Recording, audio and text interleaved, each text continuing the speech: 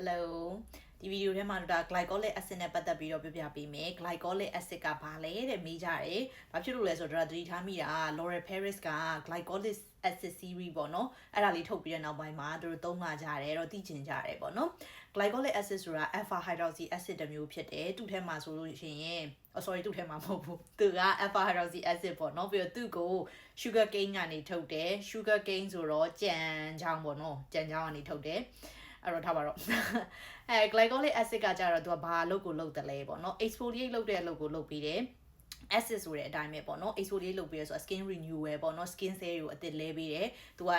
သူ့ကိုသုံးလိုက်ရင် skin တွေကိုစိတ်ဝင်သွားတယ်စိတ်ဝင်သွားပြီးရင်သူက skin cell လေးကို loosen ဖြစ်စေတယ်လျော့သွားစေတယ်အဲ့မှာလျော့သွားစေတယ်ဆိုတော့ဘယ်လိုပြောမလဲလဲပေးလိုက်တာပေါ့နော်အဲ့တော့ skin renewal အသစ်ပြန်ဖြစ်စေတယ်နောက်ပြီးတော့ collagen stimulation လာတယ် skin အသစ်ဖြစ်စေတော့လှုပ်ဆောင်မှုအားကောင်းတယ် collagen လှုပ်ဆောင်မှုအားကောင်းတယ်ပေါ့နော်နောက်တစ်ခါကျတော့သူက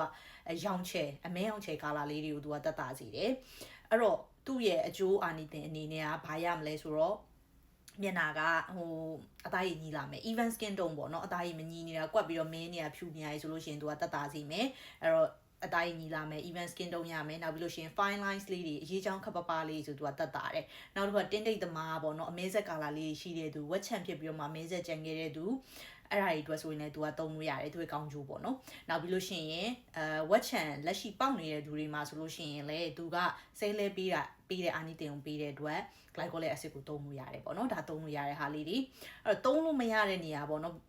သူ့ကိုမတရားသုံးရင်ဘာတွေဖြစ်မလဲဆိုတာလည်းရှိသေးတယ်အဲ့တော့ glycolic acid ကိုမတရားကြီးသုံးပြီးလို့ရှိရင်မျက်နှာကနီရာရဲတာတွေဖြစ်မယ် irritation ပေါ့နော် irritation တွေရလာနိုင်တယ်ဆဲတွေအရန်လဲပြီးတော့မှအသားကြီးအယောင်မညီတာတွေဖြစ်နိုင်တယ်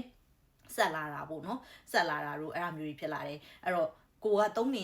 နဲ့မျက်နှာဆက်လာတာရဲလာတာတွေဒါမျိုးကြီးရှိလာပြီဆိုလို့ရှိရင်တော့ glycolic acid ပါတဲ့ product တွေကိုရဲရမှာပေါ့နော်အဲ့တော့ glycolic acid ကဆိုလို့ရှိရင်ဈေးကွက်ထဲမှာလာတာတော့များသောအားဖြင့် 10% အောက်10%အောက်ပါပဲသုံးကြရပေါ့နော်အဲ့ရဲ့အပေါ်ထက်ကိုရောက်သွားပြီဆိုလို့ရှိရင်လည်းဆရာဝန်တွေပဲကင်တော့တယ်ပေါ့နော်ဘာဖြစ်လို့ဆိုပြင်းသွားပြီးလောင်မှာပြုတ်မှာကြောက်ရတယ်လေအဲ့လိုမျိုးပေါ့နော်အဲ့တော့ glycolic acid ကပုံမှန်အားဖြင့်ဆိုရင် daily use ပေါ့နော် daily moisturizer တို့ toner တို့ထဲမှာပါတာတွေက 1% 2% တလောက်ပဲပါတတ်တယ်ပေါ့နော်အဲ့တော့ဒါ glycolic acid နဲ့ပတ်သက်ပြီးတော့မှအကြမ်းမြင်ပေါ့နော်ဒီလောက်သိထားရဲဆိုလို့ရှိရင်ကိုကဘာကြောင့်သုံးရလဲကိုအတွက်ဆိုရင်အဆင်ပြေမလားမပြေဘူးလားဆိုတာကဆုံးဖြတ်လို့ရပြီပေါ့နော်အဲ့တော့ဒါ glycolic acid နဲ့ပတ်သက်တဲ့ဟာလေးပါ thank you ပါ